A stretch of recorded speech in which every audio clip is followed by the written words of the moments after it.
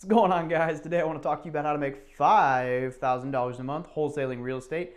And at the very end of this video, I'm going to hook you up with the reason this is important no matter what style of investing you're doing, because there is something that a lot of people don't understand about wholesaling and a great strategy for it that just seems to go over people's heads. So stay tuned to the end. If you haven't done so yet, subscribe. If you are a part of the community, thank you for coming back and watching this video. Have a great day. Let's get started.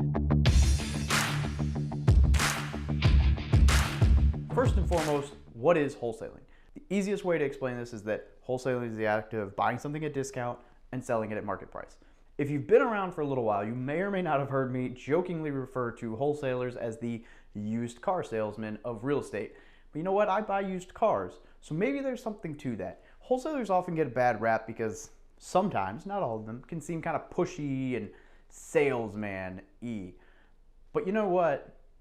They're absolutely crucial to your success as a real estate investor because they may be able to find not only more deals than you, but the better deals than what you can find, because their sole goal is to get a product, a property, under contract at the lowest value humanly possible so they can tack a fee on and give it back to you with it still being a good deal for you.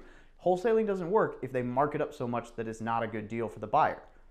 That's just the way it works. So don't think about how much money the wholesaler is making. Think about how much money you have the opportunity to make by purchasing their deal.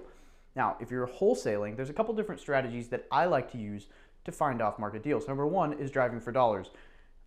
I like this strategy because I get to throw people in the car with me, drive around town, kind of make it a game, and look for just totally disheveled, dilapidated, abandoned, forgotten, burned out, no lawn mowed mail busting out the mailbox, just crap houses, which is fun. And we get to talk real estate, and we get to learn. Maybe we listen to a podcast while we drive. You also generate leads, and those leads can turn into money. Now, I have bird dogged or wholesaled a deal out here in Hawaii and made a decent chunk of change. My buddy did it and made more money on one deal. Driving for dollars is as simple as driving around, finding the house that looks totally shot. So I like to look for like lawn not mowed, mail backed up, just signs that it's abandoned. You can look for just totally disrepaired houses too. You write the address down and you send them a letter, or you call them. You can skip trace and find the phone number, but I like to just write a letter and say, I want to buy your house. I'm interested in your house. We can close quick. Give me a call. And that's as simple as it is. There are some apps to make this easier. My buddy uses Deal Machine, and you like take a picture of the house and it just sends them a postcard with a photo and says, hey, we want to buy your house. Fast, efficient, kind of fun. You look kind of crazy driving by taking pictures of properties, but we made a game out of it. Door knocking is basically the same thing as driving for dollars, except that you're actually knocking on doors, which is something that not a lot of people are comfortable with doing. I only do this if I've sent a letter before and I didn't get a response, or if I'm really think that house has some potential. But 9 times out of 10 that I've knocked on a door, I've gotten some variation of very rude, I'm not selling you crap. It is what it is. I was a recruiter for 3 years for the Marine Corps. I'm used to getting rejected in sales. So, hey, you don't want to buy my house or sell me your house for a lot, a profit? Great. I'll walk down to the next house and knock on their door. No big deal. Might be a little uncomfortable for you. And I would not recommend this if you don't have a buddy with you. Not to say that it's not going to be safe, but it's always better to have 2 people around if you're going to knock on some stranger's door than to just be alone on your own with no one around. With this opportunity, if the owner is honestly looking to sell, maybe you just walk in the property, look around, and make an offer on the spot. You never know. Sky's the limit. Another very popular way to get leads is through BANDIT signs. Now, they're called BANDIT signs because they're often illegal, so make sure you check your local regulations. But basically, it's just a corrugated cardboard board with we buy houses or something like that. We buy houses cash, or sell your house quick, and a phone number. You just stick them all over the place. The one way to make this totally legal without any issues is to throw it up in the yard of a house that you own. Maybe that's your primary residence. You just put it in the yard for people to see. Maybe that's a house that you're flipping. Maybe that's a house that you rent. Whatever the case may be, you stick it in the yard and it's just free advertising. People will call you if they need to sell their house quick. A method that's becoming increasingly popular that a buddy of mine is going to talk about with me on a podcast here soon is SEO and website. Essentially, if you optimize your website to where someone types in, I need to sell my house fast, or I need to sell my house in this town, your website would just pop up and say, "We buy houses cash, get an offer right away," or whatever the case may be. And then it would fill them, they would fill out a sheet with answer some questions, and then it would just poof. You would get the notification. You come up with a rough offer. You say, "Hey, this is tentatively what I'm looking at, but can I schedule a time to come look at the property?" So basically, if you get this set up well enough and you're ranking towards the top of the page in Google, theoretically, people will just call you and leads will just come. And it is not expensive to keep a website up once you get it set up. Craigslist is another easy way to say, "Hey, we buy houses fast." You post the ad. You can post it every couple weeks. Just please don't be that guy who posts it like every day and it's like every 3 freaking notifications and posts on Craigslist is you. That drives me nuts, and I'm sure it doesn't help anything. Another big one is networking. I can't hash this out enough. So Brandon Turner talks about this thing where we waste opportunities every day. When someone walks up and says, "Hey, what's up, man?" and you're like, "Oh, not much, just living the dream."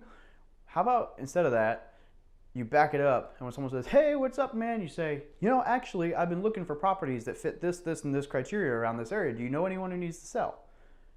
You never know. That is an opportunity that you will get every single day to just throw it out there. Another thing is going to local real estate investor association meetups, real estate meetups, networking events, getting to know local people. Maybe that's lawyers, maybe that's loan officers, brokers, other agents, whatever the case may be. The more people who know what you're looking for and you're top of mind, the more potential properties might just come to you. And one person who brings you a great deal makes all that networking totally worthwhile. As far as wholesaling strategies go, just be creative. You can also do bird dogging, where maybe someone, you pay someone like a $500 finder's fee to help you find it, but just, if you're a licensed agent or whatever, make sure you're not getting in the gray area there. A lot of people wonder, is wholesaling legal? Yes and no. It depends on how you do it. And it also depends on your municipality. So some counties, sure, don't care. Some counties, yes, they care. A couple different strategies. One is that you do a double closing where basically you buy this house for dirt cheap or get it under contract, and then you close and sell it immediately for $5,000 extra to this guy. Another is the assignment of contract. This is probably the easier and more common method, where you just say, when you get it under contract with the person who's motivated to sell you the property, you say, purchased by David Pere and/or designated entity. And then you could just assign the contract to Joe. And so now you're basically giving them the contract for $5,000 more, whatever. The way to make this absolutely legal is to full out purchase the house and then full out sell the house. That can get expensive with real estate commissions involved. If you're a licensed real estate agent, maybe you can do it where there's no commission involved. Just feel it out, make sure whatever you're doing is legal, ask other wholesalers in the area, don't get in trouble. The way wholesalers make their money is they get this property, say it's a $100,000 property after repairs, but it's gonna need $20,000 worth of repairs. So, you have to spend 80 grand on it. If you can get that property under contract for $35,000 and then you sell it to an investor for $40,000, it is still a great deal to them, and you made 5 grand for just putting up the pieces all together. So wholesaling is the same as, buying a discount pair of shoes and going online and selling it at full price. It's not that hard of a concept. It's not always easy to get deals. Now, here's the reason I say that you need to stay towards the end to hear why you need to understand wholesaling no matter what. Because wholesaling makes a great exit strategy. Let's say you buy a house and you're like, "Woohoo, I got this house, I'm gonna flip it, it's gonna be great, I'm gonna do a BRRRR strategy, I'm gonna rehab it, refinance it, rent it out, it's gonna be a great new addition to my portfolio." And then all of a sudden 3 tenants get evicted over here and you're like, "Holy crap, I don't have the money to do this." Or maybe you just have too much business, which is a great problem to have, and you just don't have the time to do it. But you don't wanna just not get the deal because it's such a great deal. So what you could do is you just put it under contract and then give it to another investor.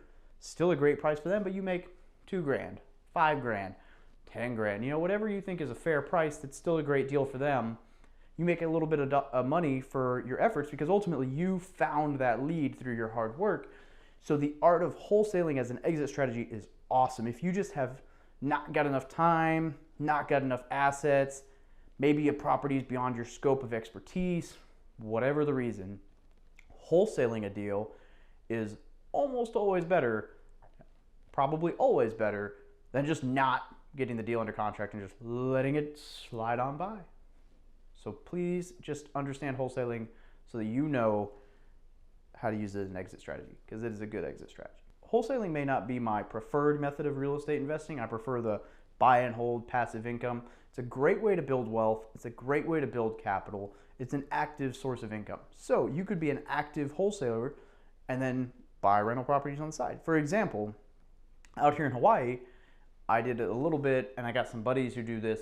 You wholesale properties to the guys who do the huge fix and flips out here where they're making 6 figures, and then you take your little commission from that wholesale deal and you go and invest it in the Midwest. So that's a really viable strategy because, or you know, maybe not the Midwest, but wherever. So now you're building this active income and then you're just throwing it into passive investments and making it work for you.